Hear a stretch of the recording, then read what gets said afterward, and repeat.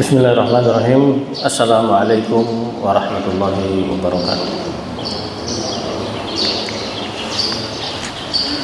Innal hamdalillah nahmaduhu wa nasta'inuhu wa nastaghfiruh wa na'udzu billahi min shururi anfusina wa min sayyiati a'malina. May yahdihillahu fala mudilla lahu wa may yudlilhu fala hadiya lahu. Asyhadu an la ilaha illallah wahdahu la syarika lahu wa asyhadu anna Muhammadan abduhu wa rasuluhu la nabiyya ba'dah. Fa inna asdaqal hadithi kitabullah wa khairul huda huda Muhammadin sallallahu alaihi wasallam wa syarrul umuri muhdatsatuha fa inna kulla muhdatsatin bid'ah wa kulla bid'atin dhalalah wa kulla dhalalatin finnar. Amma ba'du. Allahumma 'allimna ma yanfa'una wanfa'na bima 'allamtana wa zidna ilma. Para hadirin yang dirahmati Allah Subhanahu wa taala, pada kesempatan pagi yang cerah ini, marilah kita memanjatkan rasa syukur kita kehadirat Allah Subhanahu wa taala atas segala limpahan nikmat dan karunia yang terus-menerus diberikan kepada kita. Di antara nikmat-nikmat Allah Subhanahu wa taala yang paling utama yang diberikan kepada kita itu ada 3. Itu adalah nikmat keislaman, kemudian nikmat kesehatan, dan yang terakhir adalah nikmat kecukupan.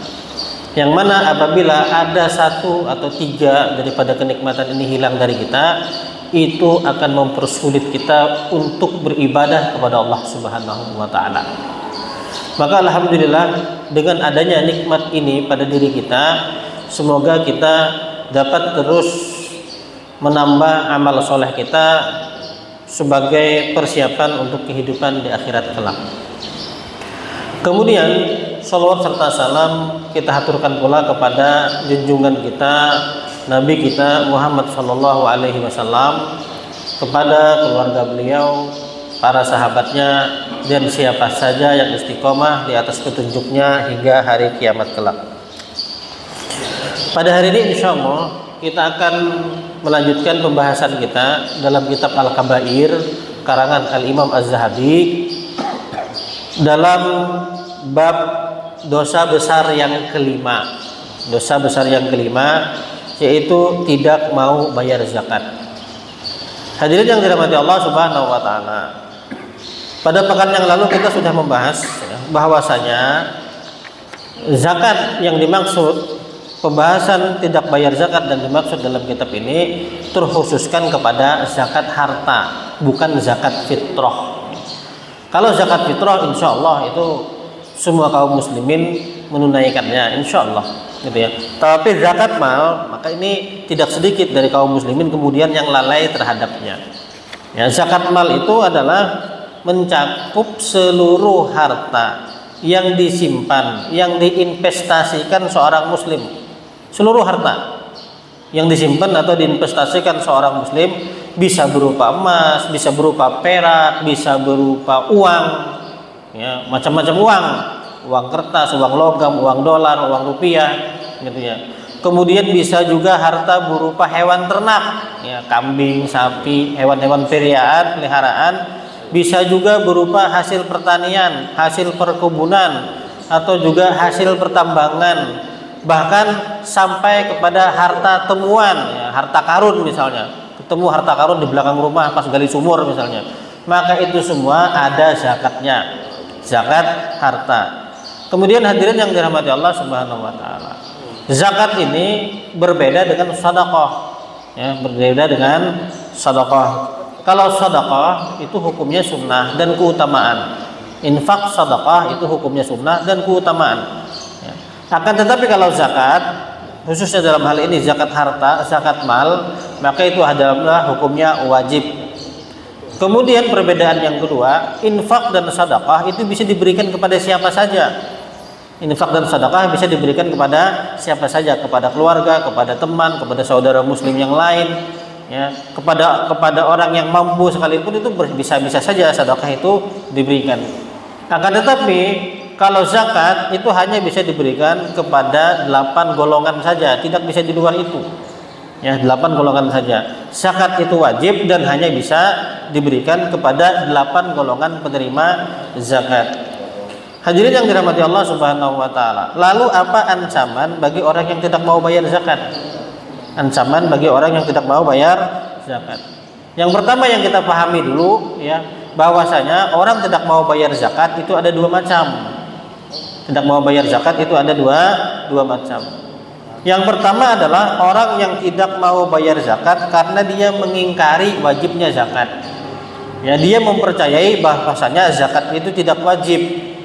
Ya, zakat itu tidak wajib. Makanya dia tidak mau bayar zakat.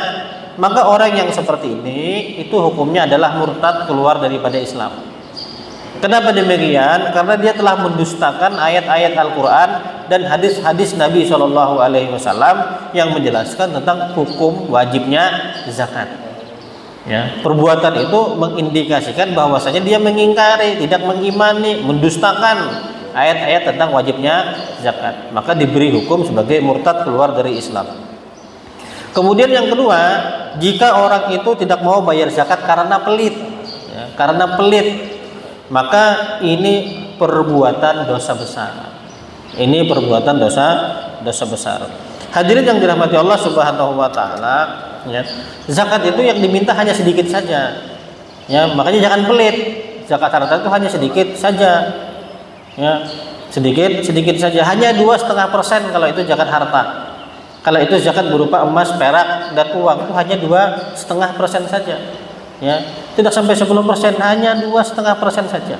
Kalau punya uang 100 juta, kalau tidak punya nggak usah dibahas. Gitu ya. Kalau punya uang 100 juta, maka zakat malnya itu hanya 2,5%, yaitu 2,5 juta saja, sedikit. Ya, hanya 2,5% saja. Allah Subhanahu wa taala berfirman, wala yahsabanna alladziina yabkhaluna bima ataahumullahu min fadlih. Dan janganlah sekali-sekali orang yang pelit itu, orang yang kikir itu dengan apa yang diberikan Allah kepada mereka berupa karunia-Nya. Hadirin yang dirahmati Allah, uang 100 juta, harta itu milik Allah Subhanahu wa taala yang diberikan kepadanya. Dan Allah Subhanahu wa taala hanya mewajibkan 2,5% saja. Gitu ya. Kalau dia tidak mau mengeluarkan, maka pelit. Maka pelit. Gitu ya. Sedikit saja yang diminta oleh Allah Subhanahu wa taala. Maka orang yang kemudian tidak mau bayar zakat karena dia pelit, maka ini perbuatan dosa besar. Ancamannya apa? Kalau tidak mau bayar zakat, pelit ya, tidak mau bayar zakat, ini ancamannya apa? Disebutkan dalam suatu hadis yang panjang yang pekan lalu juga kita bahas, bahwasanya ma min sahibi ibilin wala bakarin wala ghanamin, tidaklah pemilik unta atau sapi atau kambing, ya, binatang-binatang ternak, kemudian dia tidak menunaikan zakatnya, kecuali dia akan dilemparkan ke suatu tempat nanti di akhirat, ya, diletakkan di suatu tempat di akhirat, yang mana di hadapannya itu adalah binatang-binatang ternak yang dia tidak keluarkan zakatnya. Ya, pada hari kiamat nanti orang yang tidak mau mengeluarkan zakat hewan ini, maka nanti dia akan ditempatkan biqain di suatu tempat yang mana dia berhadapan dengan binatang-binatang ternak itu. Lalu apa yang dilakukan oleh binatang ternak itu? Binatang ternak itu akan menanduk-nanduknya, akan menginjak-injaknya. Ya, akan terus menanduk-nanduknya dan akan menginjak orang yang tidak mau bayar zakat ini. Ya. Tergantung berapa jumlah hewan yang dia tidak mau bayar. Tergantung berapa jumlah yang dia tidak mau bayar. Misalnya unta itu kan 40 ekor unta, ada zakatnya. Maka kalau dia tidak keluarkan sejumlah zakat, itulah yang dia dihukum. Kemudian kalau punya 80 berarti double, punya segitu berarti berkelipatan. Ya. Maka hewan-hewan yang tidak dibayarkan zakatnya itu, sapi, unta itu, kambing itu didatangkan oleh Allah Subhanahu wa taala pada hari kiamat, kemudian menanduk-nanduknya, kemudian menginjak-injaknya. Yang mana setiap kali selesai acara tanduk menanduk ini, sudah selesai, maka terulang lagi seperti semula, ke awal lagi. Begitu seterusnya. Sampai kapan? Ya, hatta yuqda bainan nas, sampai manusia itu selesai dihisab. Sampai manusia itu selesai dihisab. Jadi hadirin yang dirahmati Allah, bahwasanya azab yang seperti ini itu terjadinya belum di neraka, bukan di neraka. Bukan di neraka, tapi sudah terjadi di padang mahsyar ketika manusia sedang dihisab. Ya. Orang lain sedang dihisab atas perbuatannya, yang tidak mau bayar zakat ini sudah diazab duluan. Ya, terus diinjek-injek, terus ditanduk-tanduk oleh hewan ternaknya yang dulu dia tidak mau bayar di dunia itu. Sampai kapan? Sampai semua orang selesai hisab, kemudian dia dihisab. Setelah itu baru dia melihat nasibnya apakah di surga atau di neraka. Ya, makanya ancaman luar biasa. Orang belum diazab, sedang dihisab, dia sudah diazab duluan. Setelah itu baru melihat nasibnya nanti. Apakah masuk surga? Kalau dia masuk surga berarti dosanya diampuni oleh Allah Subhanahu wa taala. Kalau tidak berarti masuk ke neraka. Kemudian di neraka diazab lagi. Di neraka diazab lagi. Apa azabnya? Allah Subhanahu wa taala berfirman, "Walladzina yaknizuna adz-dzahaba wal fiddata wa la yunfikunaha fi sabilillah fabashshirhum bi'adzabin alim." Dan orang-orang yang menyimpan emas, menimbun emas dan perak lalu tidak menginfakkannya di jalan Allah, maksudnya tidak mengeluarkan zakatnya, maka berilah kabar gembira kepada mereka bahwa mereka akan mendapatkan azab yang pedih. Apa azabnya? Yauma yuhma 'alaiha fi nari jahannam. Pada hari itu emas dan perak yang dulu mereka simpan itu, yang tidak dikeluarkan zakatnya, itu akan dipanaskan di atas neraka jahanam. Dipanaskan di atas neraka jahanam. Fatuqwa biha jibahuhum, kemudian disetrikakan ya, besi yang panas tadi, emas yang panas itu disetrikakan jibahuhum, di wajahnya mereka. Wa junubuhum, kemudian di perut-perut mereka, di lambung mereka. Wa zuhuruhum, dan di punggung mereka. Ini di neraka. Ini di neraka, azab yang kedua. Ya, kalau tadi di padang mahsyar ditanduk-tanduk, diinjek-injek sama binatang yang kemudian dia tidak keluarkan zakatnya, di akhirat seperti di neraka seperti ini, disetrika. Ya, semakin banyak hartanya, maka semakin pedih azabnya. Ya, hadza ma kanastum li anfusikum. Inilah yang dulu kalian timbun untuk diri kalian. Fadzuqu ma kuntum taknizun. Kemudian rasakanlah apa, nikmatilah apa yang kalian kumpulkan itu. Hadirin yang dirahmati Allah Subhanahu wa taala, ini karena bakhil, bukan karena mengingkari wajibnya zakat. Karena bakhil, karena pelit tidak mengeluarkan zakat. Ya.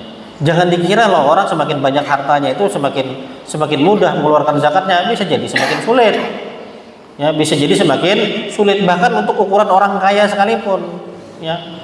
Tadi kalau 100 juta ya mudah, 2,5%, berarti hanya 2,5 juta saja, masih sisa 80 juta, 85 juta, 87 juta, setengah masih sisanya, gitu ya, masih santai, gitu ya. Tapi kalau sudah punya 1 miliar, 1000 juta, itu sudah 25 juta, gitu ya. Qadarullahu masya'a, nama dia masuk dalam salah satu orang terkaya di Indonesia, punya kekayaan 1 triliun misalnya, 1 triliun kan 1000 miliar. Gitu ya, berarti zakatnya berapa? Zakatnya 2,5%, yaitu 25 miliar. Itu sesugih-sugihnya orang Pak, sekaya-kayanya orang Pak, kalau harus keluarkan duit 25 miliar cash, kira-kira mampu tidak keluarkan? Itu cukup untuk beli perumahan, bukan 1 rumah, perumahan itu cukup itu. Apalagi rumah subsidi bisa dapat 3 itu, bukan 3 biji, 3 komplek. 3 komplek 25 miliar karena punya duit 1 triliun. Ini jangan dikira walaupun kaya saudagar kemudian mudah untuk mengeluarkan itu, enggak juga. Tidak juga. Gitu ya. Maka ancamannya berat. Fadzuqu ma kuntum taknizun. Gitu ya. Ancamannya berat. Hadirin yang dirahmati Allah Subhanahu wa taala. Kemudian kita lanjutkan. Masih berkaitan dengan ancaman bagi orang yang tidak mau bayar zakat. Abu Bakar As-Siddiq radhiyallahu anhu ini adalah orang yang keras terhadap orang yang tidak mau bayar zakat. Karena pada zaman beliau menjadi khalifah, itu ada segolongan dari kaum muslimin yang dulu ketika Nabi SAW masih hidup, mereka mengeluarkan zakat. Kemudian ketika Nabi SAW meninggal dunia, mereka menolak bayar zakat. Maka ini masuk golongan yang pertama, tidak mau bayar zakat karena mengingkarinya. Apa yang dilakukan oleh Abu Bakar? Ya. Abu Bakar radhiyallahu anhu adalah seorang sahabat yang lemah lembut. Ya, terkenal dengan kelemah lembutannya, dengan sifat kasih sayangnya, gitu ya. Berbeda dengan sahabatnya Umar radhiyallahu anhu. Kalau Umar radhiyallahu anhu itu dengan ketegasannya beliau terkenal ya. Nah, Abu Bakar yang lembut ini ketika menghadapi orang-orang yang tidak bayar zakat, beliau yang menjadi menjadi tegas. Apa yang beliau katakan? Demi Allah, kalau saja mereka tidak mau menyerahkan seekor anak kambing betina yang dahulu mereka biasa serahkan kepada Rasul Shallallahu Alaihi Wasallam, maka aku akan memerangi mereka atas penolakan itu. Atas penolakan itu. Dan benar-benar hadirin yang dirahmati Allah Subhanahu Wa Taala, Abu Bakar As-Siddiq radhiyallahu anhu kemudian menyatakan perang terhadap orang-orang yang kemudian tidak mau membayar zakat. Hadirin yang dirahmati Allah Subhanahu Wa Taala. Kemudian Al-Imam Az-Zahabi menyebutkan hadis-hadis yang lain yang berkaitan dengan tidak membayar zakat. Di antaranya adalah hadis yang diriwayatkan dari Abu Dawud dan Imam An-Nasai yang berbunyi bahwasanya Nabi Shallallahu Alaihi Wasallam bersabda, "Man man'aha fa inna akhiduha wa syatra malihi asmatan min azamati Rabbina azza wa jalla." Ya. Hadis riwayat Abu Dawud An-Nasai, ya, dari ayahnya dari kakeknya. Artinya barang siapa yang tidak mau membayar zakat, maka sesungguhnya kami akan mengambilnya dan mengambil separuh hartanya sebagai suatu ketetapan di antara ketetapan-ketetapan yang telah ditetapkan Rabb kami azza wa jalla. Hadirin yang dirahmati Allah Subhanahu wa taala, hadis ini menjelaskan kepada kita bahwasanya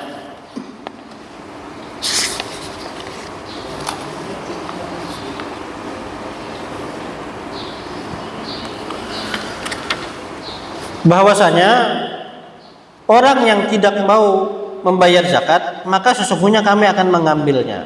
Ya. Artinya apa? Kalau seandainya syariat Islam, ya, ini hukum di suatu negara yang kalau syariat Islam itu ditegakkan, ya, ketika zaman Khalifah, zaman Nabi Shallallahu Alaihi Wasallam, yang mana hukum syariah itu ditegakkan.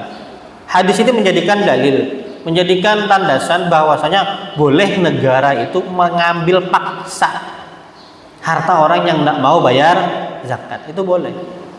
Ya, kalau syariat Islam ini berlaku, ya, negara itu, pemerintah itu boleh mengambil paksa harta dari orang yang tidak mau membayar zakat, boleh. Hadisnya apa? Ini hadisnya adalah fa inna akhiduha, ya, boleh mengambil zakat yang tidak dibayar itu. Ya tadi punya duit 1 triliun gitu ya, ada namanya masuk dalam koran ternyata nggak bayar zakat, maka itu boleh diambil 25 miliar itu boleh. Iya betul, 25 miliar itu boleh diambil. Boleh diambil gitu ya. Bahkan apa? Wasyatra malihi azmatan, dan juga boleh diambil separuh hartanya sebagai hukuman. Boleh diambil separuh hartanya sebagai hukuman. Bukan hanya sekedar mengambil paksa daripada zakat yang dia tidak mau bayar itu. Ya, bukan itu saja. Bahkan boleh mengambil separuh daripada hartanya sebagai hukuman tadi. Ya, karena Anda mau bayar zakat. Seperti itu. Ya, boleh diambil yang 25 miliar itu, kemudian diambil setengah triliunnya. Berarti berapa? 500 miliarnya itu boleh. Ya. Kalau ada orang misalnya punya onta 40 ekor, kan zakatnya 1, maka diambil 1, kemudian diambil separuhnya 20 untuk sebagai hukuman, itu boleh. Sebagai hukuman itu boleh ya. Tapi kalau syariat Islam itu berlaku dan harus dilakukan oleh pemerintah yang sah.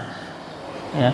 Maka ini sebagai hukuman, ya, sebagai hukuman karena dia membayar zakat. Oleh sebab itu hadirin yang dirahmati Allah Subhanahu wa taala. Ya. Dirahmati Allah Subhanahu wa taala, hadis ini dijadikan oleh sebagian ulama untuk menetapkan bolehnya hukuman gharamah maliyah.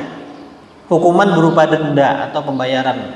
Ya, salah satunya adalah hadisnya ini. Boleh kemudian pemerintah itu menerapkan hukuman berupa denda. Gitu ya. Kalau melanggar ini denda begitu, kalau melanggar ini denda begitu, gitu ya. Boleh. Gitu ya. Misalnya kalau kita yang biasa lalu lintas ya gitu ya, nerobos lampu merah, marka jalan seperti itu boleh mengambil hukuman berupa denda harta, itu boleh. Walaupun kemudian hadirin yang dirahmati Allah Subhanahu wa taala, pendapat ini tidak disetujui oleh ulama yang lain. Ya, tidak disetujui oleh ulama yang lain. Hadirin yang dirahmati Allah Subhanahu wa taala, dari hadis ini dapat kita ambil kesimpulan bahwasanya tadi orang yang tidak bayar zakat itu hartanya boleh diambil secara paksa, ya. Tapi siapa yang ngambil? Siapa yang mengambil? Yang mengambil adalah pemerintah yang sah, bukan merasa dirinya sebagai pejabat gitu ya. RT ambil paksa, ya nggak bisa. Ya nanti malah kena pasal ya, malah kena pasal ya, sesuai dengan hukum ya kalau negara Islam berlaku. Kalau itu berlaku insya Allah tidak ada loh orang miskin kalau begitu ya. Tidak sembarangan orang naruh gitu ya, orang paling kaya punya harta 100 triliun tidak sembarangan. Boleh taruh itu boleh, tapi kalau sudah menunaikan kewajiban insya Allah makmur gitu loh. Insya Allah makmur negara ya. Negeri itu akan makmur. Hadirin yang dirahmati Allah Subhanahu wa taala. Kemudian dilanjutkan. Ya, dilanjutkan berkaitan dengan ancaman bagi dan beratnya azab bagi orang yang tidak mau bayar zakat. Dari Yahya bin Abi Katsir, telah berkata kepadaku Amir al-Uqaili bahwa bapaknya telah memberitahukan kepadanya bahwasanya ia mendengar Abu Hurairah berkata bahwa Rasulullah Shallallahu alaihi wasallam bersabda. Ya, ini menandakan bahwasanya hadis ini sanadnya bersambung ya. Sanadnya bersambung ya sampai kepada Nabi Shallallahu alaihi wasallam dari Abu Hurairah. Rasul Shallallahu alaihi wasallam bersabda, "Awwalu thalatsatin yadkhulunan nar." Bahwasanya ada 3 golongan yang pertama kali masuk neraka. Ya, masuk neraka. Yang pertama amirun musallatun. Golongan yang pertama yang masuk neraka itu adalah pemimpin yang musallit atau pemimpin yang diktator. Ya, pemimpin yang diktator, pemimpin yang tidak mau mendengar aspirasi rakyatnya, kemudian memerintah dengan kekerasan, dengan kezaliman. Ya, maka pemimpin yang seperti ini itu adalah pemimpin yang pertama kali masuk ke neraka. Wa dzarwatin la yuaddi haqqaha lillah. Kemudian orang yang dzarwah, orang yang memiliki kekayaan fi malihi dalam hartanya tetapi dia tidak menunaikan hak-haknya Allah Subhanahu wa taala, tidak mau bayar zakat. Ini ancaman begitu berat hadirin yang dirahmati Allah Subhanahu wa taala. Ya, tidak mau bayar zakat ini bukan kemudian urusan yang ringan. Ya, ternyata adalah urusan yang sangat berat. Ya. Termasuk dikatakan oleh Nabi Shallallahu Alaihi Wasallam yang awal-awal menjadi penghuni neraka. Ya. Sudah diazab duluan, orang sedang dihisap dia sudah diazab. Ya. Kemudian selesai hisap baru tahu dia masuk surga atau masuk neraka. Kalaupun ternyata masuk neraka, ternyata masuk nerakanya yang awal, ya, masuk neraka yang pertama kali.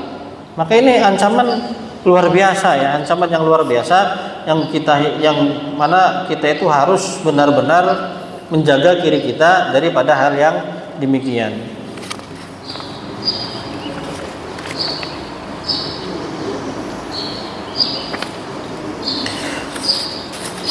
Kemudian wa fakirun fakhur. Ya, hadis ini kemudian menjelaskan golongan yang ketiga yang masuk neraka pertama kali, yaitu fakirun fakhur. Ya.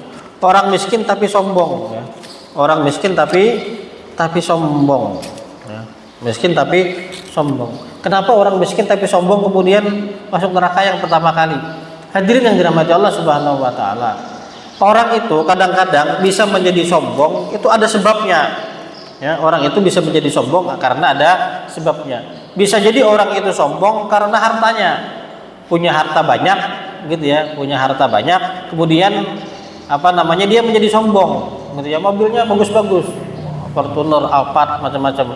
Kemudian diajak naik angkot nggak mau, gitu ya, nggak level naik angkot, gitu ya. Karena biasa yang enak-enak. Ya wajar, maksudnya apa? Karena dia bukan wajar juga, sombong itu juga dosa besar gitu ya. Dosa besar nanti ada babnya tentang kesombongan gitu ya.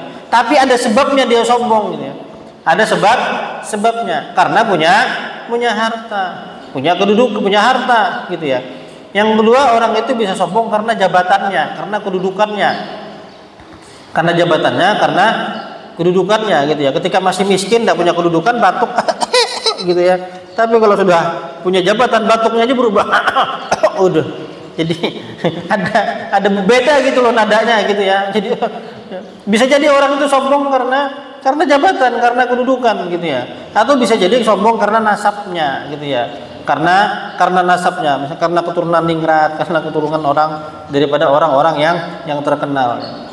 Ya, orang sombong karena harta, karena jabatan, karena nasab itu biasa, itu sering, walaupun itu dosa besar, karena ada sebabnya. Tetapi kalau orang miskin kemudian sombong, ini adalah kesombongan yang tidak ada sebabnya, kesombongan yang tidak ada sebabnya. Maka ini hukumannya lebih berat lagi, berarti kesombongannya sudah parah.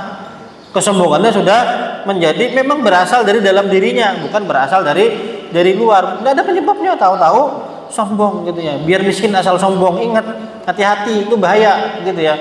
Itu adalah diancam oleh Nabi SAW sebagai sebagai orang yang pertama kali masuk ke dalam neraka. Hadirin yang dirahmati Allah Subhanahu wa taala, itulah tadi ayat-ayat Al-Qur'an dan hadis-hadis Nabi SAW yang mengajarkan kepada kita betapa beratnya azab bagi orang yang tidak mau membayar zakat. Ya, bagi orang yang tidak mau bayar zakat. Barangkali ada yang mungkin terlewat dalam permasalahan ini, maka segeralah bertaubat kepada Allah Subhanahu wa taala, segera tunaikan. Semoga Allah Subhanahu wa taala kemudian memberikan ampunan dan memberikan hidayah kepada kita semua. Hadirin yang dirahmati Allah Subhanahu wa taala, sedikit kita lanjutkan ya, karena masih ada waktu beberapa menit. Kita lanjutkan membahas kepada dosa besar yang keenam, ya, dosa besar yang keenam, yaitu durhaka kepada orang tua. Dosa besar yang keenam yaitu durhaka kepada orang tua. Ya, berarti sudah 6 ya. Yang pertama kita membahas tentang syirik, dosa besar yang paling besar berkaitan dengan hak Allah. Kemudian yang kedua pembunuhan. Kemudian yang ketiga itu adalah sihir, perdukunan, ya, santet menyantet, pelet pemelet. Kemudian yang keempat itu meninggalkan sholat. Yang kelima tidak mau bayar zakat. Kemudian yang keenam durhaka kepada orang tua. Berkaitan dengan durhaka kepada orang tua, Al-Imam Az-Zahabi juga menyebutkan banyak ayat Al-Quran dan hadis-hadis Nabi SAW berkaitan dengan permasalahan ini. Di antaranya adalah ayat yang sering kita bahas. Ada ayat yang sering kita bahas, sering kita kenal, yaitu Allah Subhanahu wa taala berfirman, wa qada rabbuka alla ta'budu illa iyyah wa bil walidaini ihsana. Artinya, dan Tuhanmu telah memerintahkan kepada kamu agar engkau jangan menyembah selain Allah. Jangan menyembah selain Allah. Allah ta'budu illa iyyah. Jangan menyembah kepada selain Allah. Wa bil walidaini ihsana, dan berbuat baik kepada kedua orang tua. Penggalan ayat yang pertama ini dapat kita ambil pelajarannya, bahwasanya dosa besar yang paling besar itu adalah berkaitan dengan hak Allah, yaitu syirik. Ya, berkaitan dengan haknya Allah. Kemudian wabil walidaini ihsana. Dosa besar yang besar berkaitan dengan manusia itu adalah durhaka kepada orang tua. Ya. Ketika hak Allah itu syirik dengan sesama manusia, yaitu kepada berdurhaka kepada orang tua. Wabil walidaini ihsana. Wabil walidaini ihsana. Kalimat ini ya maf'ul mutlak, wabil walidaini ihsana, ya. Ihsana maf'ul mutlak, artinya apa? Berbaktilah kepada kedua orang tuamu ihsanan, ya, dengan bakti yang sebakti-baktinya. Dengan bakti yang sebakti-baktinya, ya. Seperti daraba Muhammadun darban, yaitu Muhammad itu memukul dengan pukulan sepukul-pukulnya. Itu maf'ul mutlak namanya. Dalam ayat ini wabil walidaini ihsana, artinya berbaktilah engkau kepada kedua orang tuamu dengan sebakti-baktinya, dengan sebaik-baiknya. Bukan hanya sekedar berbakti saja, tetapi berbakti semaksimal mungkin. Berbakti semaksimal mungkin, bukan sekenanya gitu ya, bukan sekenanya, tapi berbakti semaksimal mungkin. Maka balasannya akan diberikan balasan di dunia dan di akhirat. Balasan bagi orang yang berbakti kepada orang tua itu adalah kemudahan dalam kehidupan dunianya. Banyak sekali kemudian orang itu tiba-tiba mendapatkan solusi dari permasalahan hidupnya karena dia berbakti kepada orang tuanya. Banyak orang itu kemudian mendapatkan keajaiban-keajaiban, pertolongan-pertolongan yang sebelumnya dia tidak tidak menyangka, sudah buntu jalan, kemudian minta didoakan berbuat baik kepada orang tuanya, tiba-tiba ada jalan keluar ya di hadapannya dari segala permasalahannya. Allah akan mudahkan urusan dia di dunia dan juga balasan yang besar di akhirat. Wabil walidaini ihsana. Berbaktilah kepada kedua orang tuamu dengan sebakti-baktinya. Imma yablughanna indakal kibara. Kemudian kita diperintahkan kepada berbakti kepada orang tua itu setiap saat, setiap waktu. Setiap saat, setiap waktu. Gitu ya. Khususnya ketika mereka itu sudah dalam usia lanjut, sudah tua renta ya. Jadi ada kalanya orang itu diuji dengan orang tuanya yang sudah jompo, yang sudah tua, tidak punya apa-apa, sakit-sakitan dan lain sebagainya. Gitu ya. Maka pada saat itu Allah Subhanahu wa taala menekankan, apalagi kondisi orang tuamu sudah tua renta, sudah jompo, maka berbaktilah dengan sebaik-baiknya. Ahaduhuma au kilahuma, ya, salah satu di antaranya atau kedua-duanya, bisa ayah bisa ibu atau kedua-duanya ayah dan ibu, ya. Kemudian fala taqul lahuma uffin, ya, dan janganlah berkata kepada mereka perkataan yang ya. Pada firman Allah Subhanahu wa taala ahaduhuma au kilahuma, ya. Ini ada indakal kibara imma yablughanna indakal kibara, ya. Kedua-duanya berusia lanjut dalam indaka, ya, di sisimu. Di sisimu. Ada dalam ayat ini ada anjuran bahwasanya kalau kita itu ya, jangan terlalu jauh tinggal dari orang tua. Jangan terlalu jauh. Gitu ya, indakal kibara. Artinya apa? Supaya jangan bertempat tinggal terlalu jauh dengan orang tua yang sudah renta, supaya kita bisa menjaga mereka, ya, supaya bisa menjaga mereka. Boleh kita tinggal agak jauh sedikit, boleh, tapi kita masih mudah untuk menjaga mereka, untuk menunaikan untuk menunaikan kewajiban kita terhadap orang tua. Ya. Fala taqul lahuma uff. Dan janganlah kalian katakan kepada mereka ya, Uf itu adalah sebuah kata yang paling lembut untuk mengungkapkan kejengkelan atau tadajjur, jengkel. Ya. Ini kadang-kadang penerjemahannya kurang pas ini ya. Fala taqul lahum janganlah kalian berkata gitu ya. Padahal enggak begitu. Itu adalah ungkapan paling ringan kata ulama untuk menyebabkan suatu kejengkelan. Misalnya apa kalau bahasa kita di Indonesia nih, nah tolong ambilkan air gitu. Anak malas. Itu ungkapan kejengkelan, ungkapan penolakan yang paling yang paling ringan. Nggak mau. Nah, belajar dakwah nggak mau. Gitu ya. Itu ungkapan yang paling ringan. Itu saja sudah dilarang oleh Allah Subhanahu wa taala. Dan orang tua itu yang sudah tua renta, yang kita itu diperintahkan untuk lebih berbakti kepada mereka. Permintaan orang tua yang sudah tua itu biasanya kecil-kecil, jarang ada yang besar. Biasanya kecil. Tak mungkin lah kemudian orang sudah tua renta usia 90 tahun kemudian dia manggil anaknya, "Nah, sini tolong belikan bapak motor trail," gitu ya. Tidak mungkin. Gitu ya, sudah tua. Tidak mungkin, pasti yang kecil-kecil. Pasti yang kecil-kecil mungkin pingin diajak jalan, sekedar jalan keluar rumah gitu ya. Yang kecil-kecil, minta tolong ini, minta tolong itu, gitu ya. Maka untuk hal yang kecil-kecil ini saja kita tidak boleh kemudian berkata, males Pak. Seperti itu. Ya. Kalau ada kata ulama ungkapan yang lebih sopan, yang lebih halus daripada ini, maka akan disebutkan oleh Allah Subhanahu wa taala. Kalau ada, ini adalah ungkapan yang paling sopan, yang paling halus untuk menunjukkan jengkelnya seorang anak terhadap orang tua. Itu saja dilarang oleh Allah Subhanahu wa taala. Ya. Wala tanharhuma, dan janganlah kalian bentak-bentak keduanya. Ya. Kalau saja ungkapan yang ringan ini kemudian dilarang oleh Allah Subhanahu wa taala, apalagi membentak.